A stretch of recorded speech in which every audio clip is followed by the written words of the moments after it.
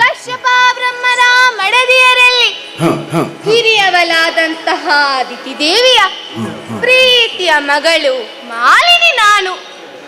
ಕಪಟಿಯಾದಂತಹ ಹರಿ ನಮ್ಮವರನ್ನೆಲ್ಲ ಯುದ್ಧದಲ್ಲಿ ಸೋಲಿಸಿದ್ದಾನಂತೆ.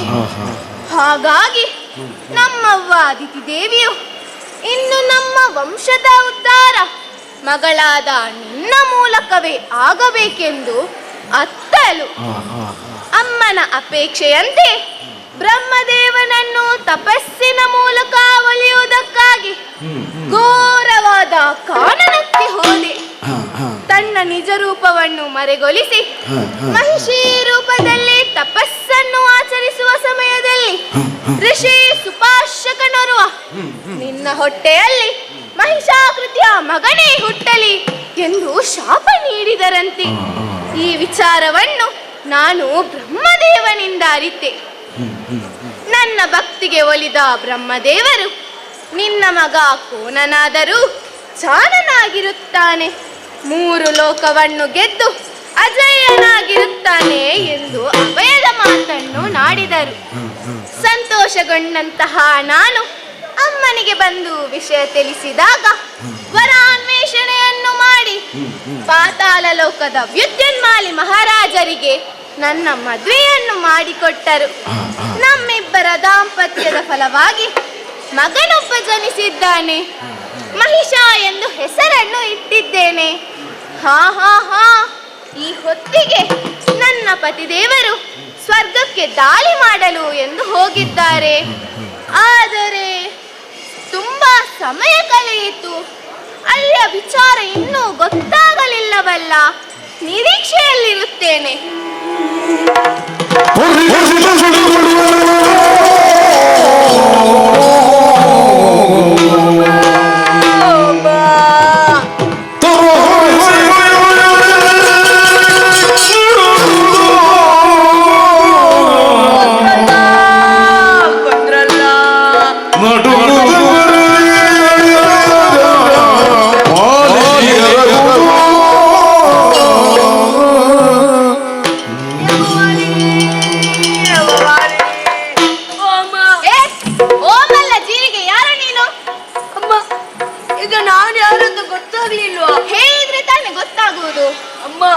ನಾನು ನಿಮ್ಮ ಗಂಡ. ಅಮ್ಮ, ಸಿಟ್ಟು ಮಾಡಿಕೊಳ್ಳಬೇಡಿ ಅಮ್ಮ, ನಾನು ಹೇಳುವುದಿನ್ನು ಬಾಕಿ ಇದೆ. ಹಾಗಿದ್ರೆ ಬೇಗ ಹೇಳು.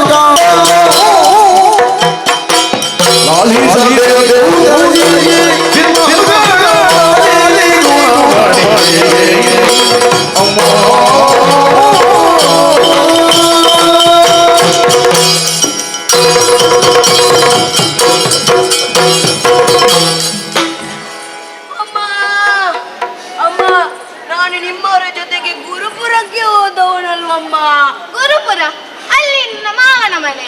ಸುರಪುರ ಅಲ್ವೇನು? ಅದೇ ಅಮ್ಮ, ಸುರಪುರ. ಓಹೋ, ನೀನು ನಮ್ಮವರ ಜೊತೆ ಯುದ್ಧಕ್ಕೆ ಹೋದವ. ಅಲ್ಲಿಯ ವಿಚಾರ ಏನಾಯ್ತು? ಅಮ್ಮ, ಅಲ್ಲಿ ಭಯಂಕರ ಯುದ್ಧ ನಡೆಯುತ್ತಮ್ಮ. ಹೌದೇ? ಅಮ್ಮ, ಆ ಯುದ್ಧದಲ್ಲಿ ನಿಮ್ಮವರು ಒಂದು ಪರಾಕ್ರಮಿ ನೋಡಬೇಕಿತ್ತಮ್ಮ. ಕ್ರಿಮಿಯಲ್ಲ, ಕೀಟ. ಅದು ಪರಾಕ್ರಮ ಅಲ್ವೇನು? ಅದಮ್ಮ ಪರಾಕ್ರಮ. ಅಮ್ಮ, ಆ ಪರಾಕ್ರಮಕ್ಕೆ ಹೆದರಿ ಆ ಸೂರಪ್ಪ ಓಡಿ ಹೋದಮ್ಮ. ಸೂರಪ್ಪವ? ಯಾರು ಅದು? ಅವನಮ್ಮ ಸೂರಪ್ಪ. ಓಹೋ, ಸೂರಪ್ಪ. ಅವನಮ್ಮ. ಅಮ್ಮ, ಅಷ್ಟೊತ್ತಿಗೆ ನಿಮ್ಮವರ ಸ್ಮಶಾನದಲ್ಲಿ ಕೂತ್ರಮ್ಮ. ಅದು ಸ್ಮಶಾನ ಅಲ್ವೋ, ಸಿಂಹಾಸನ. ಅದಮ್ಮ, ಅದರಲ್ಲಿ ಕೂತ್ರಮ್ಮ. ಅವರೊಂದು ಕೂತ ಚಂದ ನೋಡ್ಬೇಕಿತ್ತಮ್ಮ. ಎಂತ ಚಂದ! ಬಾರ ಇಲ್ಲಿ. ಏನಾಯ್ತಮ್ಮ? ನಿನಗೆ ತಲೆ ಸರಿ ಇಲ್ವೇನು? ಯಾಕೆ ಅಮ್ಮ? ನಮ್ಮವರು ಸಿಂಹಾಸನದಲ್ಲಿ ಕೂತ್ರು ಅಂದ್ರೆ ಅದು ಸಂತೋಷದ ವಿಷಯ.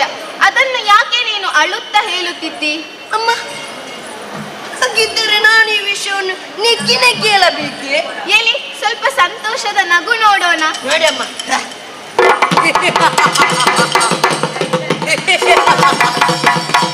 ಅಮ್ಮ, ಅಷ್ಟೊತ್ತಿಗೆ ಅಲ್ಲಿಗೆ ಕೆಲವು ಆಪು ಸೀರೆ ಅವರು ಭದ್ರಮ್ಮ. ಯಾರು ಅದು? ಅವರಮ್ಮ, ಆಪು ಸೀರೆ. ಓಹೋ, ಅಪ್ಸರೆಯರು. ರಂಬೆ, ಊರ್ವಶಿ, ಮೇನಕೆ, ನರ್ತಕಿಯರು. ಅವರು ಬಂದ್ರಮ್ಮ. ಅವರು ಬಂದೊಂದು ನಿತ್ರಣ ಮಾಡಿದ್ರಮ್ಮ. ಎಂತ ನಿತ್ರಣ! ನಿತ್ರಣ ನಿನಗೆ? ಅದು ನರ್ತನ ಅಲ್ವೇನೋ? ಅದಮ್ಮ ನರ್ತನ. ಅಮ್ಮ, ಅಷ್ಟೊತ್ತಿಗೆ ಸೀ ಅಂತ ಶಬ್ದ ಗೆಲಿತಮ್ಮ. ಏನು ಅದು? ನಾನು ಎಣಿಸಿದ್ದು ವಾಯು ಉಪದ್ರ ಅಂತ. ಮತ್ತೆ ನೋಡುತ್ತೇನಮ್ಮ, ಯಾರೋ ಒಬ್ಬ ಹಾರಿ ಬರ್ತಾನಮ್ಮ. ಯಾರು? ಅವನಮ್ಮ, ಹಾರಿ ಬರ್ತಾನೆ. ಯಾರು? ಅವನೇ. ಯಾರು? ಅವನಮ್ಮ, S K Bingari. S K ಪಿಂಗಾಣಿಯ? ಯಾರು ಅದು? ಅವನಮ್ಮ, ಮೇಲಿಂದ ಬರ್ತಾನೆ. ಓಹೋ, ಪಿಂಗಲಾಕ್ಷ ಎಂಬ ಯಕ್ಷ. ಅವನಮ್ಮ. ಅವನು ಬಂದ ನಿಮ್ಮವರನ್ನು ಹೀಗೆ ನೋಡಿದಲ್ಲ, ಏನೋ ಮಾತನಾಡ್ಲಿಕ್ಕಿರಬಹುದು. ನಾನು ಹಾಗೆ ಭಾವಿಸಿದಮ್ಮ. ನೋಡಿದು ಮಾತ್ರ ಅವನ ರೆಕ್ಕೆ ಅಂತ ಒಂದು. ಯಾರಿಗೆ? ಅವನು ನಿಮ್ಮವನು. ಓ, ಅಲ್ಲಿಯ ವಿಚಾರ. ಓಹೋ, ನಮ್ಮವರು ಸುಮ್ಮನಿರ್ಲಿಕ್ಕಿಲ್ಲ, ಒಂದಕ್ಕೆ ಹತ್ತೊಂದು ಸೇರಿಸಿಕೊಟ್ಟಾರು. ಓ, ಹಾಗೆ ಭಾವಿಸಿದಮ್ಮ. ಮತ್ತೆ ಎಂತ ಸುಮ್ಮನಿರ್ಲಿಕ್ಕಿಲ್ಲ, ಒಂದಕ್ಕೆ ಹತ್ತೊಂದು ಸೇರಿಸಿಕೊಟ್ಟಾರು.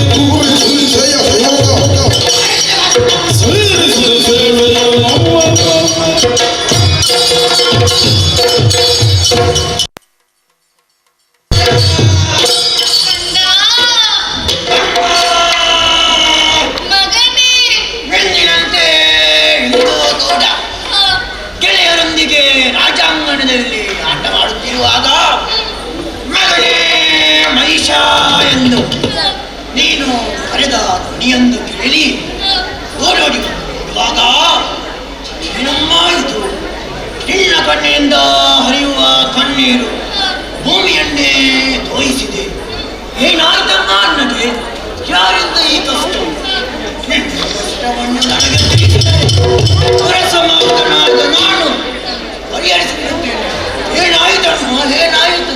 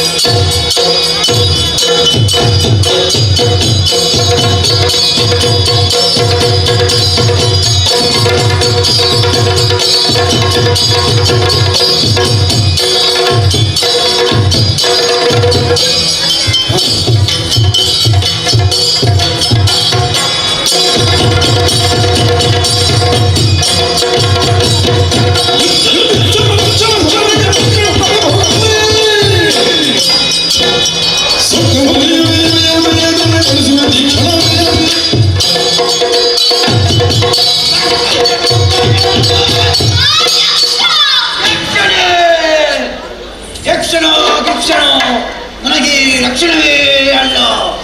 ಯುದ್ಧದಲ್ಲಿ ಜಯಿಸಬಲ್ಲೆ. ಯಕ್ಷಣದ ಕಣ್ಣ ಮುರಿದು ತಕ್ಕ ಶಾಸ್ತಿ ಮಾಡುತ್ತೇನೆ. ಈಗ ಹೊರಟೆ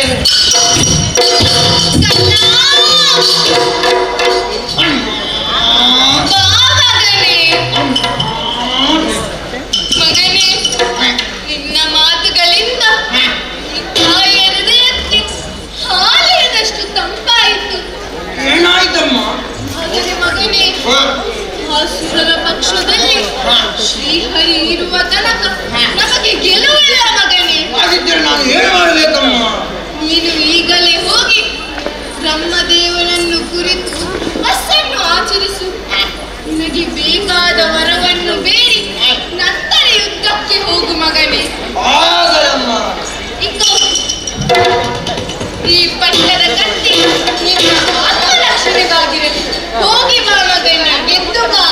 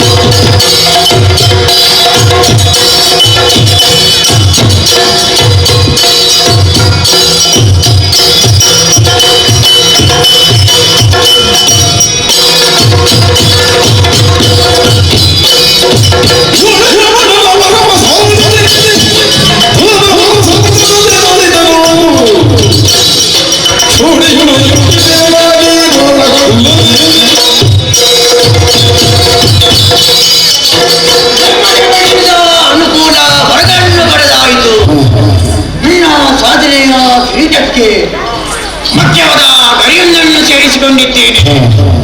ಶುಕರ ಮಾಡುವುದು ಸರಿಯಲ್ಲ. ತಾಯಿಗೆ ವಿಷಯವನ್ನು ತಿಳಿಸಿ ನಮ್ಮವರನ್ನೆಲ್ಲ ಸೇರಿಸಿ ನೇರವಾಗಿ ಸ್ವರ್ಗಲೋಕಕ್ಕೆ ಸಾಲಿ.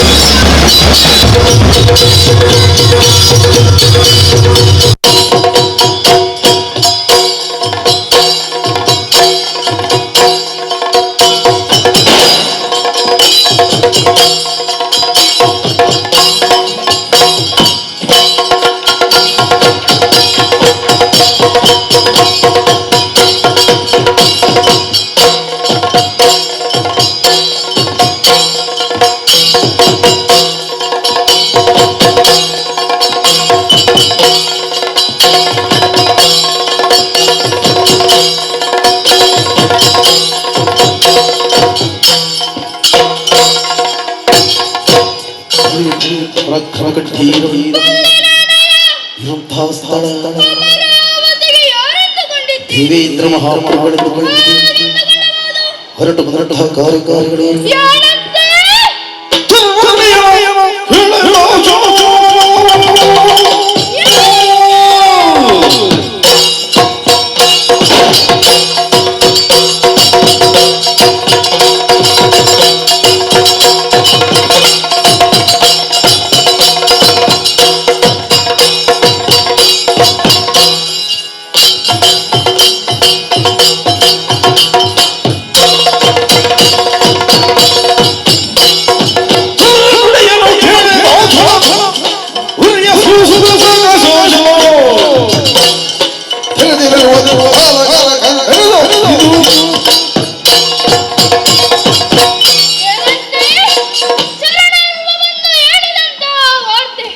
ನಮ್ಮದಾದ ದೇವಲೋಕಕ್ಕೆ ಸುಕುಮಾರ ಮೈಸೂರಿನಾಥ ಶಂಕದುರ್ಗರನ್ನು ಕೂಡಿ ತಾಳಿ ಮಾಡಿದ್ದಾನಂತೆ.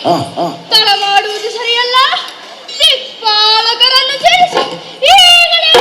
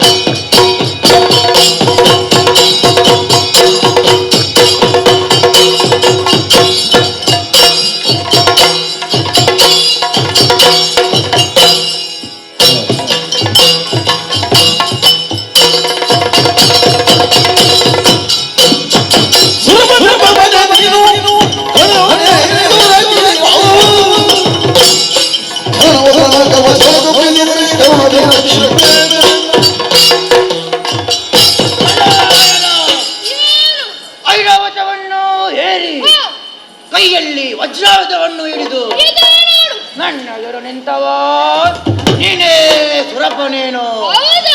ಎಲ್ಲ ಸುರಪ ನನ್ನ ತಂದೆಯ ಕೊಂದ ಸೇಡನ್ನು ತೀರಿಸಿ ಈ ಸುರಲೋಕವನ್ನು ವಶಪಡಿಸಲು ಬಂದ ನಾ ಯಾರು ಗೊತ್ತೇ?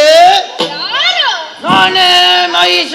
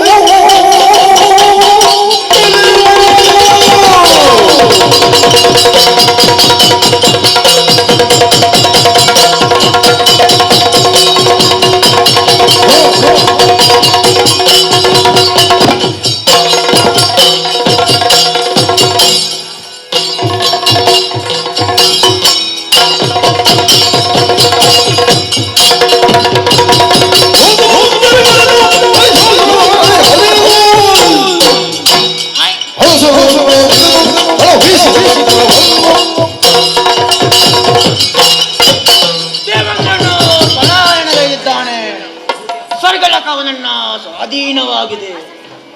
ಸುರಪೀಠ ಬರಿದಾಗಿದೆ, ಹೇಳಿಕೊಳ್ಳುತ್ತೇನೆ.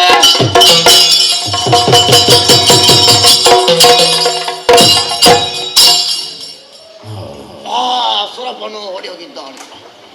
ಇನ್ನು ಮುಂದಕ್ಕೆ ಯಾವುದೇ ಹೋಮ, ಯಾಗ, ಹವನ ಎಲ್ಲವೂ ನನ್ನ ಹೆಸರಿನಲ್ಲಿಯೇ ನಡೆಯಬೇಕು. ನನ್ನ ಆಜ್ಞೆಯನ್ನು ಮೀರಿದವರಿಗೆ ಕಠಿಣ ಶಿಕ್ಷೆ ಕೊಡಲಾಗುವುದು. ನಮ್ಮವರನ್ನೆಲ್ಲ ವಿಶ್ರಾಂತಿಯನ್ನು ಪಡೆಯಲು ಹೇಳಿದ್ದೇನೆ. ನಾನು ಸ್ವಲ್ಪ ಹೊತ್ತು ವಿಶ್ರಮಿಸುತ್ತೇನೆ. ಮುಂದೇನಾಗುತ್ತೋ ನಿರೀಕ್ಷಿಸುತ್ತೇನೆ.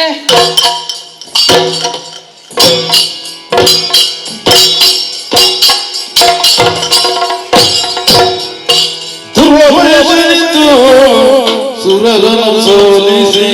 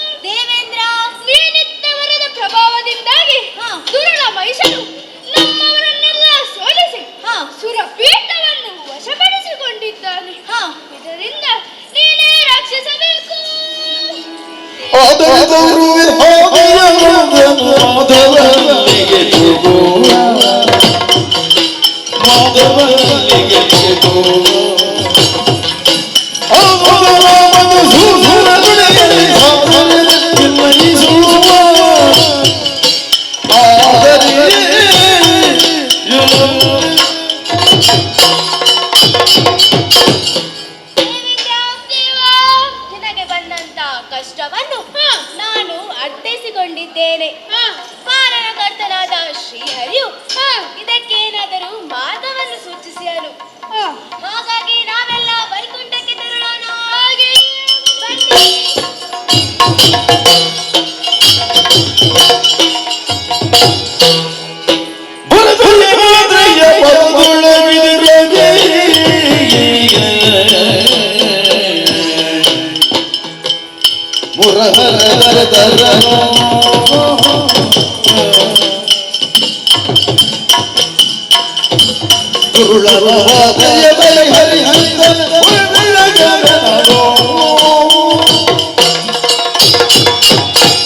ನಮಸ್ಕಾರ ಬಾವಯ್ಯ.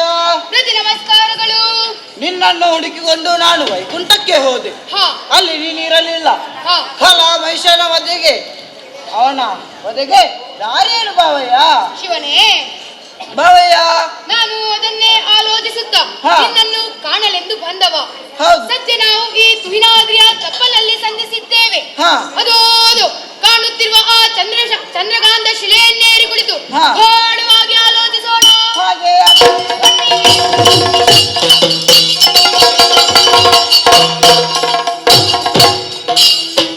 ಕುಳಿತವರು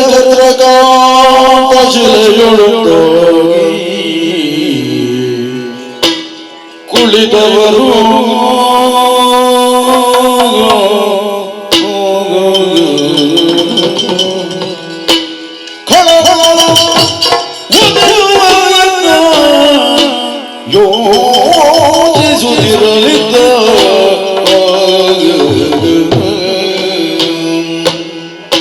ನಳಿನ ಭವ ಸುರರೊಡಗೊಂಡು ನಡೆದು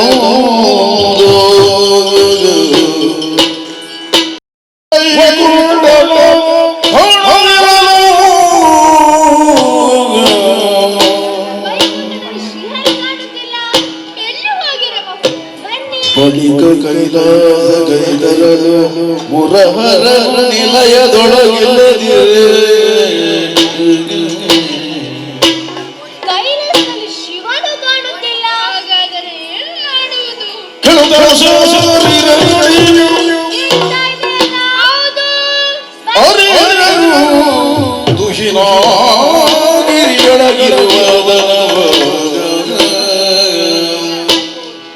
ಹರಿಹರ ಪದಕರಗಿ ಸಕಲರು ಧೂಳ ಆಶಿಷ ಸುರನ ಉಪಟಳ ಹರಿಸುವೆ ಮಗಿವೆ ಹೊರಗುದುಯನೋ ಜಯ ಜಯ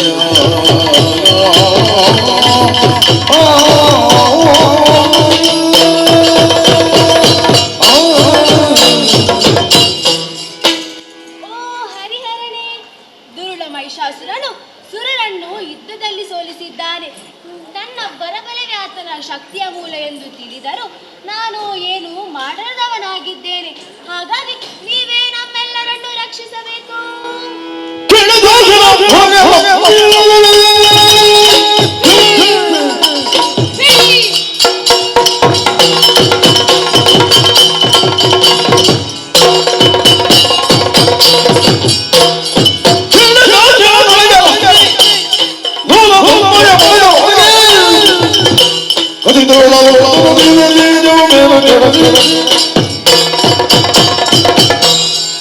ದೇವತೆಗಳೇ, ಬಿಡಿ ಚಿಂತೆ.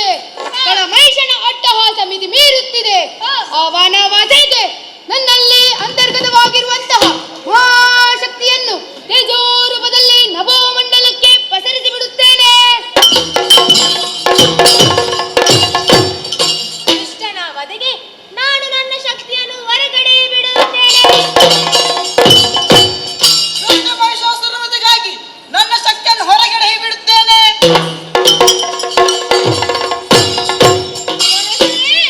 ಆ ದುರುಳನ ವಧೆಗಾಗಿ ನಾವು ನಮ್ಮ ಶಕ್ತಿಯನ್ನು ಹೊರಗಡೆ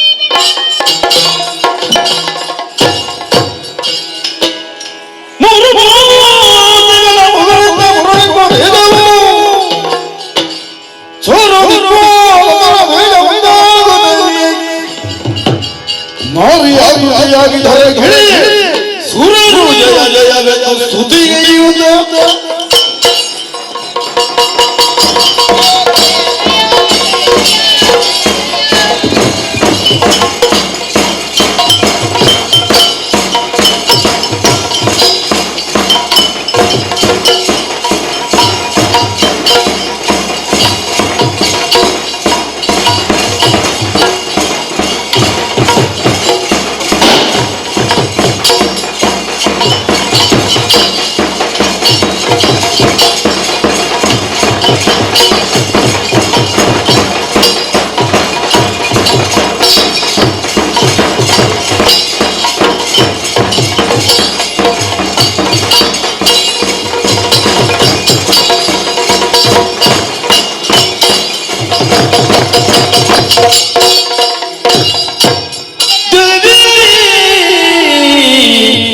ಹೇ ಪಾವನ ಚರಿತೆ ನೀನಗಾವುದು ಕರುಣದಿ ಮೋದಿ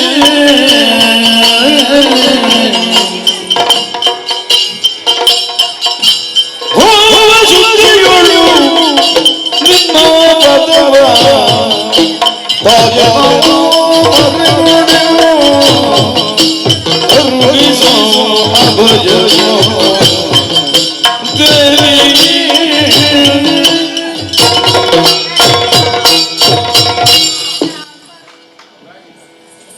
ಸರ್ವಮಂಗಳ ಮಂಗಲ್ಯೆ ಶಿವೆ ಸರ್ವಾರ್ಥ ಸಾತ್ವಿಕೆ ಶರಣ್ಯೇ ತ್ರ್ಯಂಬಕೆ ದೇವಿ ನಾರಾಯಣಿ ನಮೋಸ್ತುತೇ.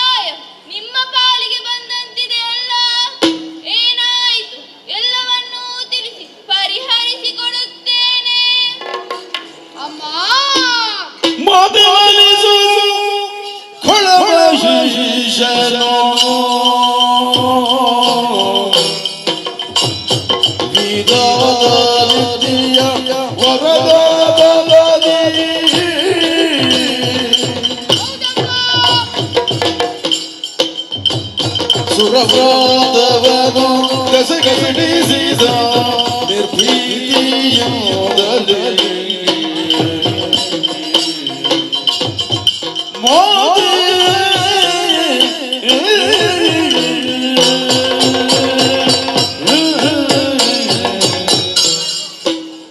ತಾಯೇ ಮಾತೃಸ್ವರೂಪಿಣಿ ಕಂದ ಮಹಿಷನೆಂಬ ದಾನವ ಅಜನ ವರವನ್ನು ಪಡೆದು ಶಂಕಾದುರ್ಗರನ್ನು ಕೂಡಿ ಇಂದ್ರಾದಿ ದೇವತೆಗಳ ಮೇಲೆ ಆಕ್ರಮಣ ನಡೆಸಿದ್ದಾನೆ.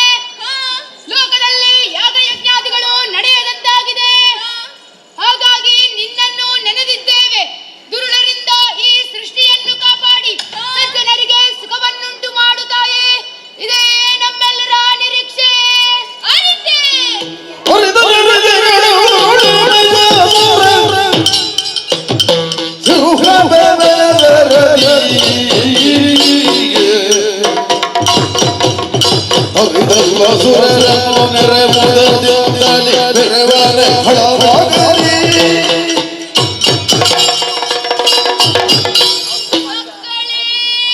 ಅಮ್ಮ, ದುರುಳ ಮಹಿಷನು ಬ್ರಹ್ಮನಿಂದ ವರವನ್ನು ಪಡೆದು ಲೋಕಕಂಟಕನಾದನೇ. ಹೌದಮ್ಮ. ಹೌದಮ್ಮ. ಹೆದರದಿರಿ, ಅವರನ್ನೆಲ್ಲ ಸಂಹರಿಸಿ ನಿಮಗೆಲ್ಲರಿಗೂ ಶಾಂತಿಯನ್ನು ಕರುಣಿಸುತ್ತೇನೆ.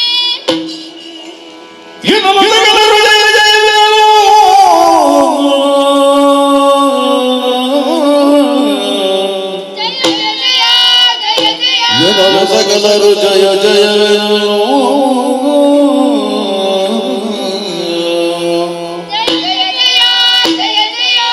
ಮಣಿಯಲ ವಿಶ್ವಕರ್ಮನು ಭೂಷಣ ವಸನವರ್ಪಿಸಲು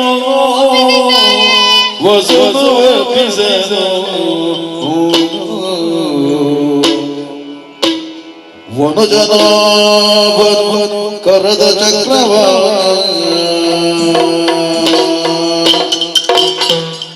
ತೃಣಯ ಮಗನು ತ್ರಿಶೂಲವನಗ ಖಮರುಗವನು ಬ್ರಹ್ಮನಾಡವನಿತು ಪದಕಲಗಿ ವಿನಯದಲ್ಲಿ ಸುರಪಗುಲಿಶವ ಆದಿವಿಷ ಶಕ್ತಿಗಳ ಮಣಿದು ಮಾತೆಯ ಪದದೊಳಿರಿಸುದ ನುಡಿಸಿದರು ಬಯದಿಯದಿ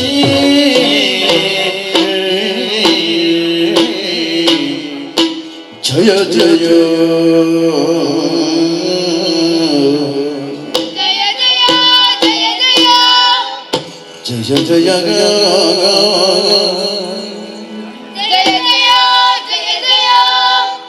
ಜಯ ಜಯ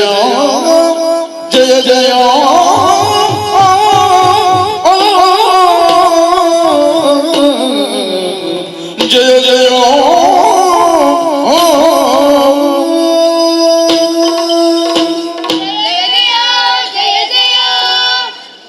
ದೇವೇಂದ್ರ, ನಾವು ಮಾತೆಗೆ ಅರ್ಪಿಸಿದಂತಹ ಆಯುಧಗಳನ್ನು ಜಗನ್ಮಾತೆಯು ಅಷ್ಟಭುಜಗಳಿಂದ ಧಾರಣೆ ಮಾಡಿಕೊಂಡಿದ್ದಾಳೆ. ಖಳನ ಮತೆಗೆ ಜಗಜ್ಜನನಿಯು ಕಾಲ್ನಡಿಗೆಯಿಂದ ಹೋಗಬಾರದು ಎಂಬ ಉದ್ದೇಶದಿಂದ ಪರ್ವತರಾಜನು ಸಿಂಹರೂಪದಿಂದ ಒದಗಿ ಬರುತ್ತಾನೆ ಎಂದಿದ್ದಾನೆ. ಅದಾದ ಗರ್ಜನೆ ಕೇಳುತ್ತಾ ಇದೆ.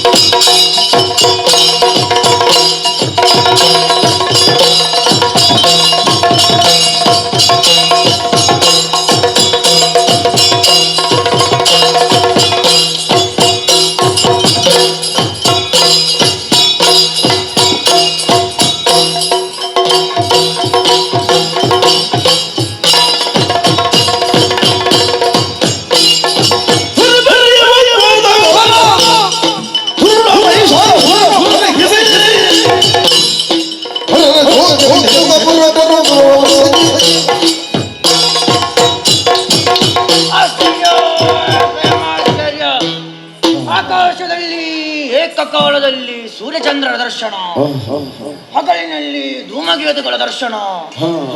ಏನೇ ಅಪಶಕುನಗಳು, ಏನಂತೆ ಏನಂತೆ ಸ್ತ್ರೀಯೊಬ್ಬಳು ಆಯುಧ ಪಾಣಿಯಾಗಿ ಅಷ್ಟಭುಜ ಧರಿಸಿ ಯುದ್ಧಕ್ಕಾಗಿ ಸಿಂಹವಾಹಿನಿಯಾಗಿ ಬಂದಿದ್ದಾಳೆಂತೆ. ಏನೇ ಇದ್ದರೂ ನಾನು ಎದುರಿಸುತ್ತೇನೆ.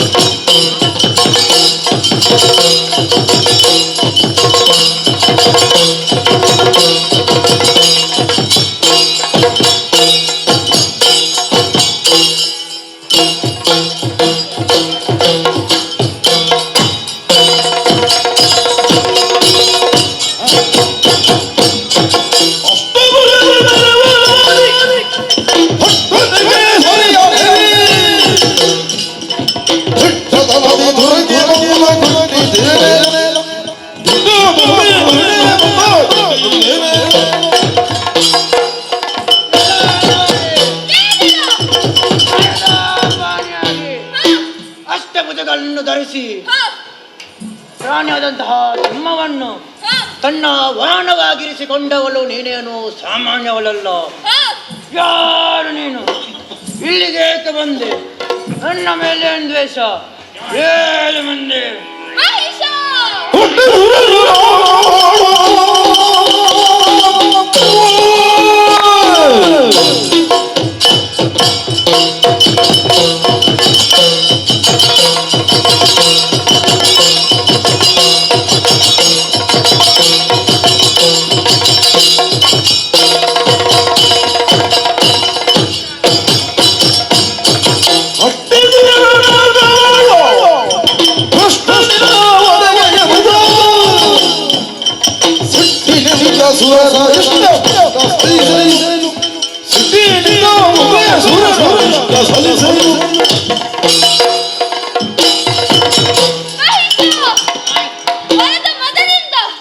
ದೇವತೆಗಳೆಲ್ಲ ನಾಕದಿಂದ ಅಟ್ಟಿ ಅಲ್ಲಿಯ ಪೀಠವೇರಿ ಮೆರೆದವ ನೀನು. ನಿನ್ನ ಪಾಪ ವಿಕೃತಿಗಳಿಗೆ ನಿಂದೆಯ ಕೊನೆ. ಮಹಿಷ, ನಿನ್ನನ್ನು ಯುದ್ಧದಲ್ಲಿ ಕೊಟ್ಟಿಗೆಡಿ ಸುರರ ಕಷ್ಟವನ್ನು ಪರಿಹರಿಸುವುದಕ್ಕೆ ಬಂದವನು ನಾನೇ. ಅಯ್ಯೋ ನಿಜ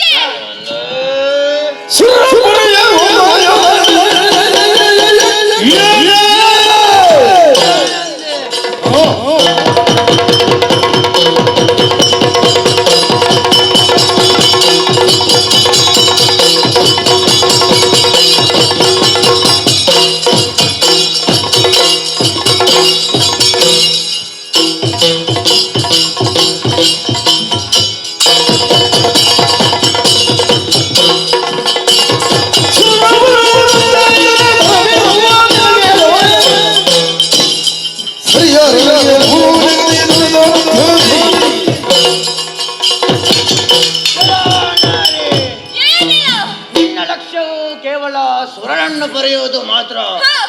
ನಾನೊಂದು ಮಾತನ್ನು ಹೇಳುತ್ತೇನೆ, ಗಮನಿಟ್ಟು ಕೇಳು.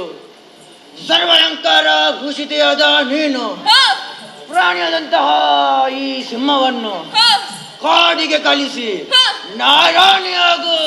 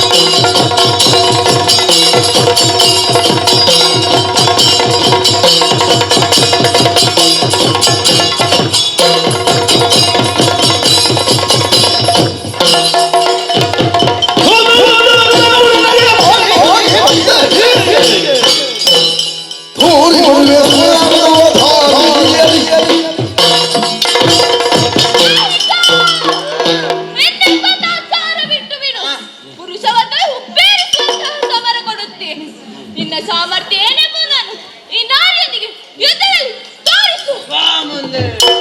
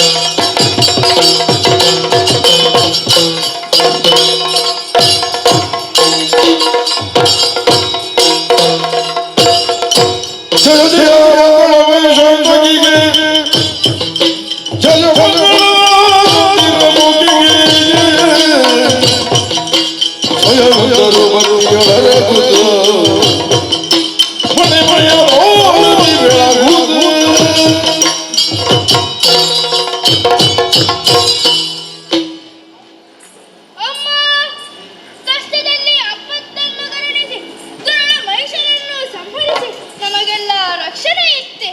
ಓ ಮಾತೃ ಸ್ವರೂಪಿಣಿ, ಶಾಂತನಾಗು ತಾಯೇ, ಶಾಂತನಾಗು. ದೇವೇಂದ್ರ, ಭಯವನ್ನು ಬಿಟ್ಟು ಬಿಡು. ದುರುಳ ಮಹಿಷ ಮತ್ತು ಶಂಖದುರ್ಗಾದಿಗಳನ್ನು ಸಂಹರಿಸಿ ನಿಮಗೆಲ್ಲರಿಗೂ ಶಾಂತಿಯನ್ನು ಇತ್ತಿದ್ದೇನೆ. ಹೌದಮ್ಮ. ಈ 9 ದಿನಗಳ ಭೀಕರ ಸಂಗ್ರಾಮದಲ್ಲಿ ಇನ್ನು ಮುಂದಕ್ಕೆ ಪ್ರಪಂಚದಲ್ಲಿ ಶರನ್ನವರಾತ್ರಿ ಎಂದು ಆಚರಿಸಲಿ. 10ನೇ ದಿನವಂದು ವಿಜಯ ಪ್ರಾಪ್ತಿಯಾದ ಶುಭ ದಿನ. ಆ ದಿನವನ್ನು ವಿಜಯದಶಮಿ ಎಂದು ಆಚರಿಸಲಿ. ನೀನಿನ್ನು ಸ್ವರ್ಗಲೋಕವನ್ನು ಸೇರಿ ಆಯಿಕೊಂಡಿರು. ಅಮ್ಮ, ಇನ್ನು ಮುಂದೆ ಇಂಥ ಕಷ್ಟ ಬಂದರೆ ನಾವು ಏನು ಮಾಡಬೇಕು ತಾಯಿ? ಕಷ್ಟ ಬಂದರೆ ಸುರಭಯ ನಿನಗಿಲ್ಲ ಮುದಗೆ